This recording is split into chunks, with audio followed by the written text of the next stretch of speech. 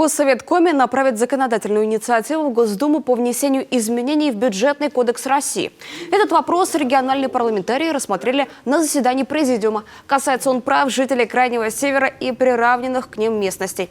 Работники организации на этих территориях имеют право на компенсацию проезда к месту отдыха и обратно раз в 2 года.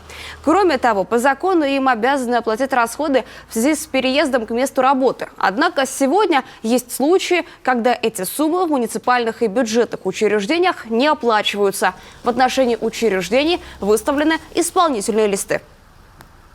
Предлагается расширить перечень операций, позволяющих казенным учреждениям, участникам казначейского сопровождения при заблокированном счете осуществлять оплату, предусмотренную Трудовым кодексом. Это по проезду к месту отпуска и обратно в пределах территории Российской Федерации и при трудоустройстве по переезду к месту работы. Предлагаю внести в Государственный совет Республики Коми проект постановления Государственного совета Республики Коми об обращении с законодательной инициативой в Государственную Думу Федерального собрания Российской Федерации о внесении изменений в Бюджетный кодекс Российской Федерации.